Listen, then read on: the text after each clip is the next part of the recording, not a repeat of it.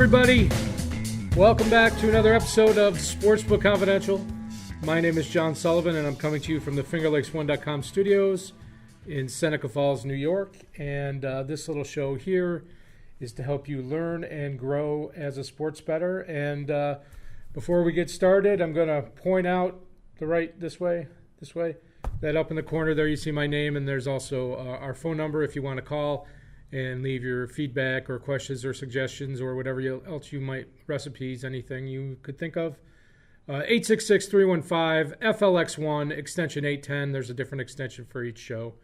So let's get into it. So as I always do, I'm going to start by updating my bankroll. And we did not have a good Super Bowl. The Patriots won. Congratulations to them. Very low-scoring game. I don't think anybody predicted that. The total was 56. It closed at, and they only scored 16 points total. But going to my bets from last week, we start with starting bankroll of $661. And on Friday, I had two plays that both won. The Capitals money line was a profit of $24, and I had the Stars -1 at plus 150. And that was a profit of $33. Then on Sunday, I had three bets that all missed. The Rams to win, which they had a chance going into the last quarter. Minus $22 there. Robert Woods to score a touchdown. They never really got the passing game going. Minus $22. And a two-point conversion attempt by either side did not happen. And that was minus $22. So if you do the math, it's a loss of $9 on the week. So we end up with a new bankroll of $652, and dividing by 30, as we always do, we end up with the bet size of $22 going forward. So as we enter this week with football behind us, it's a very interesting time. We have college basketball, but the show airs on Friday here, and other than the weekend games, there are no lines out. So I can't give you a number to handicap a game without the point spread. It's very difficult to say one team is worth betting on versus the other, because not only do you need to know the point spread, but you need to know the odds, the payouts.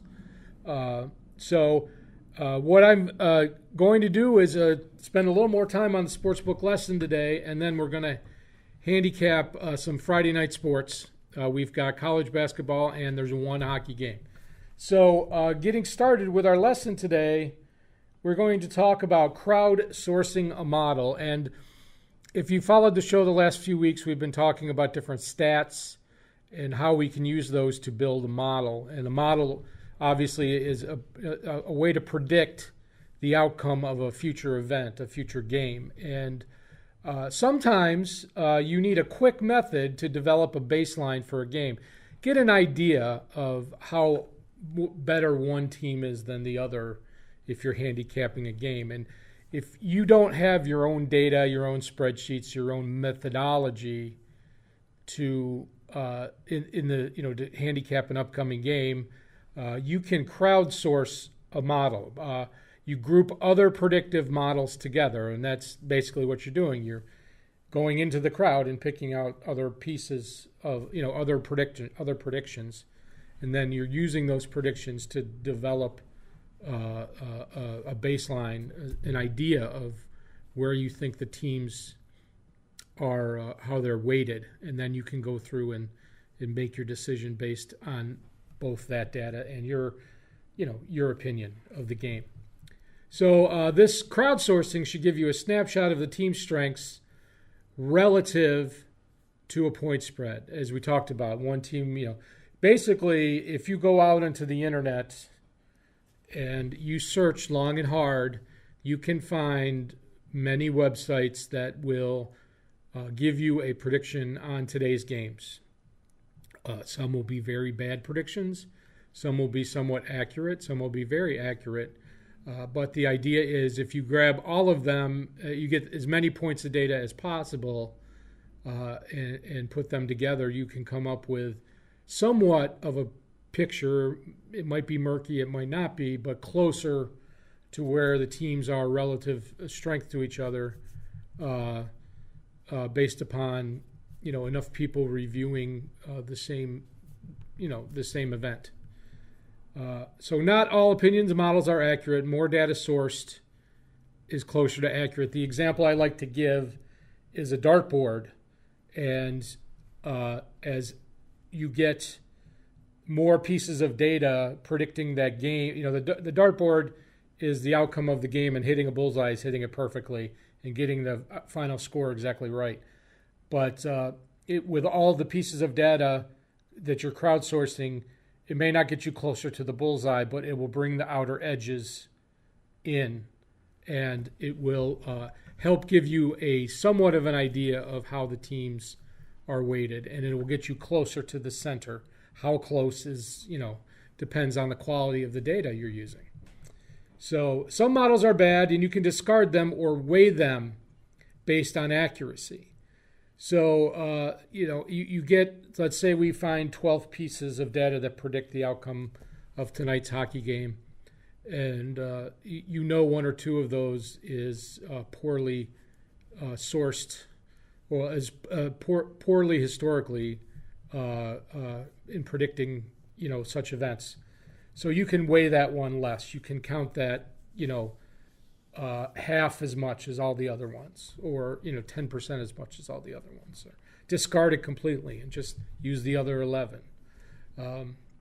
So it's up to you personally, and the more time you spend on it, probably the better you will get at finding good sources. If you can find, I would say, 5 or 6 good sources of data on a particular sporting event, you can crowdsource a model rather quickly. And the idea is not to be the most accurate, but to be accurate enough to be worth the time, if that makes any sense. We've talked about that in previous lessons. When you're model building or you're trying to come up with a prediction, it has to be worth your time. Again, using the dartboard analogy, if you can get close to the center with 2 hours of work as opposed to getting right in the center with 12 hours of work, it's better to just spend the 2 hours and get real close than to get right in the middle, because you just don't have enough hours in the day you could basically work on a model all day and all night if you were really obsessed with it. But you want a method that's going to leave you time to make a decision about a game and not be tied up in paperwork and spreadsheets all day. So I'm going to take a game tonight, and I'm going to do an example of crowdsourcing. And now I'm going to say that I'm going to 3 different websites I'm going to show you here, and I'm not going to name their names, but I'm not saying that they're good sources of data. I'm just saying that they're data, that it's out there and you can grab it. And what you choose to do with it, whether it's very valuable or worthless, is your opinion. I'm not saying it's either. I'm just saying, look, I found these 3 websites this morning that have a prediction on this game I'm handicapping. Let's take a look. And that's exactly what we're going to do right now. And I'm going to start with this first website. And I'm looking at Princeton at Yale tonight, -8, 140.5. And I'm going to look at this first website. And it's the very first game on the top of your screen there, Princeton at Yale. And they're predicting a score of 74 to 67. It's about 4.5 point spread and about 141 points on the total points scored. So we mark that down, and then we'll move on to our next one. And then we have it right here in the middle of the screen. We have their projection is Yale by 11.5, and the total is 137. So we jot that down. And then we go to this third site here, and we have Princeton at Yale, and they have a different result here. They have Princeton winning over Yale by 3 points, and we have a total of about 138, 139, So we jot that down, and then we go back to what we got here. And we got source A, minus 7.5, 141. Source B, minus 11.5, 137. Source C, plus 3, 138. So if I equally weight these three projections, I come up with minus 5.33 spread and 138.5 total. So that's where you get a general consensus of how this game is weighted one team against the other. And then you compare it to the line. Now, there are people that believe in the market, not just in sports, but in life. And since people are spending their hard-earned money on sports bets, the market moves based upon how the money is laid down on the teams. So there are some people that believe that the market is the greatest indicator and the most accurate indicator of the relative strength of the teams. Well, I'm in the middle. I'm torn on this concept because we know full well that sports books do not always want action on both sides of the game. And they do not always want to put up numbers that are truly accurate of what the line should be, and at least in my opinion. So that may be another discussion for another day. But to round up our lesson here, we've got a team that's 8.5 point spread at the sports book, and we have it at closer to a 5-point spread. So this model tends to indicate to me that you would be looking at taking Princeton plus the points here, especially if it got to like 9. 3 points is a bucket. It's usually the most you can score in one possession. And both of these teams are good. Princeton had a player suspended, but we'll talk a little bit about that in a minute. But so that's the end of the sportsbook lesson today. We crowdsourced a model, a quick and dirty crowdsourced a model for this basketball game tonight, and that is that's something that you should experiment with and trust that process and do it for. It's fun to do it for football because it's once a week and you got all week long to search out data points. And with basketball, the lines are up for a day, 24 hours at most in advance of a game. So it's all boom, boom, boom real quick.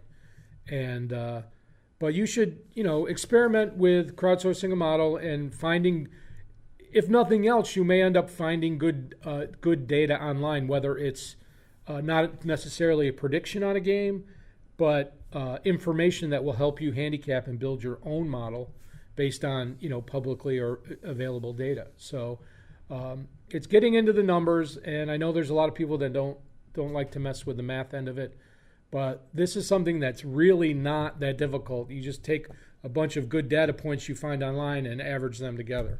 Not much to it. So hopefully you find that useful. And let's get on to our Friday night in sports. And we have the NHL. Friday night, there's only one game tonight, and it's the Hurricanes at the Rangers. Hurricanes beat Buffalo last night in overtime 6-5, and the Rangers won 2 nights ago at home. They very quickly, it's Lundqvist tonight. He has been somewhat inconsistent, but he does have very good games, and his stats overall are above average. The Hurricanes' goaltending is McElhinney and Mrazek, and McElhinney played last night, and so I expect Mrazek to play tonight. The Rangers have been playing very well. The Hurricanes have been, a little bit above treading water. I like the fact that the Rangers have a day's rest, and the Rangers are at home. Hurricanes are playing back-to-back on the road. This leads me to lean directly to the Rangers here in this game. I hate to say it, but if they're trying to tank, they're not doing a very good job. They're actually playing somewhat decent hockey right now.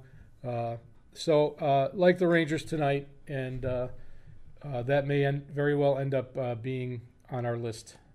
So since I don't have any Saturday hoops to handicap for you because there's no lines, I'm going to do Friday night NCAA hoops, and it's Ivy League night.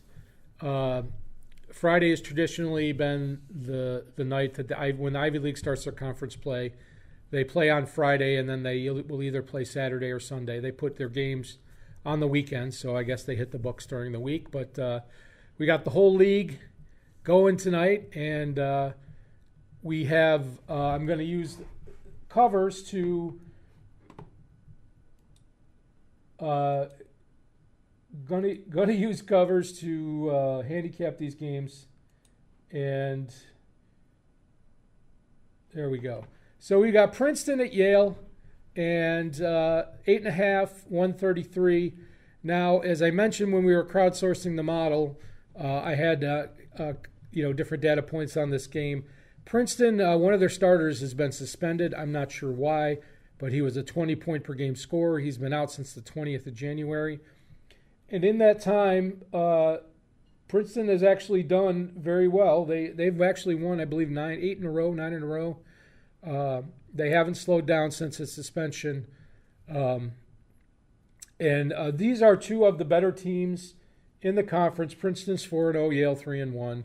And we're going to take a quick look at the covers page for this game. And there we go. As you can see, both of these teams have very good records and good conference records. They both outscore their opponents quite well. There are no injuries to report here. The two things you want to notice is Princeton is a superior free throw shooting team.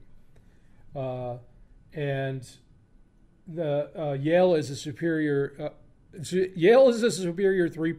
three-point shooting team. Princeton is a superior free throw shooting team. And what that says to me is if Princeton may, as a strategy, may foul to limit the three-point shooting, or they may, in the end stages of the game, they will foul a lot if they're behind. And that will also limit the three-point shooting. In the reverse scenario, if Princeton is ahead at the late in the game, then Yale will foul, and Princeton will get to shoot a lot of free throws, and they have a significant edge there. So everything in this game leads me to take Princeton in the points. Yale is a good team. I don't think they've beaten that many teams by 12 points, and if I remember correctly,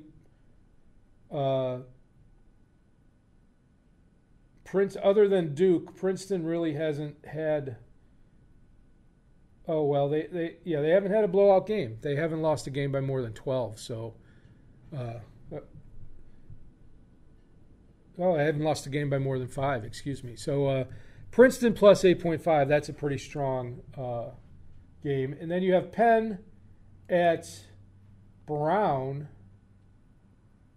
And let's take a look at that game. What we got? Brown minus 1.5. Both of these teams are 1-3 in conference. They have the same record. They're very identical in their points for and against. You have no injuries affecting, recent injuries affecting this game. You have two poor free throw shooting teams, but Brown is better, 68% versus 63%. And you have, they're very similar rebounding and field goal percentages. Penn is much better at three-pointers. Brown is minus 30% in their three-pointers in the last 5 games. That's very discouraging. This is kind of a coin flip game here, but I feel like Brown has lost 3 out of their last 4. Penn's won 3 out of their last 4. I feel like that Penn's played a tougher schedule. I just feel like they're the battle-tested team here. I do like them getting points here because I feel like they could win outright. So I like the Penn plus 1.5 in this game. And then we have Columbia at Harvard. That is correct. Columbia at Harvard. And we have, let's take a look at this game. We got Harvard minus 10, 130.5. It looks like it's gone to 10.5. Both of these teams are, well, Harvard is 3-1 in conference. Columbia is 6-12. They're really struggling.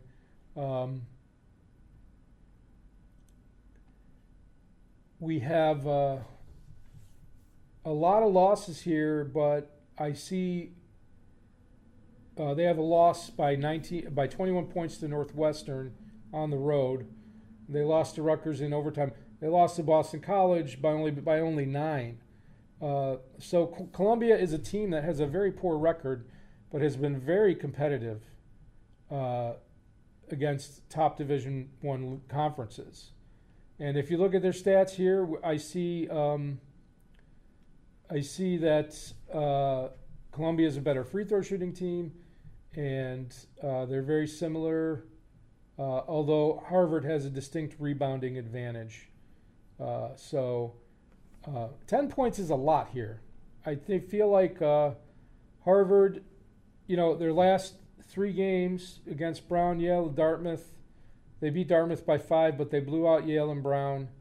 All things considered, this seems like it would be, a lot of points to me for Harvard to be giving up. So I lean Columbia plus 10 here.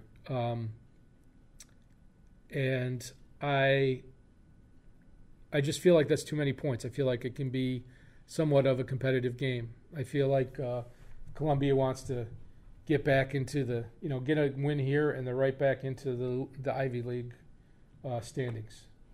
And then finally we have Dartmouth hosting Cornell.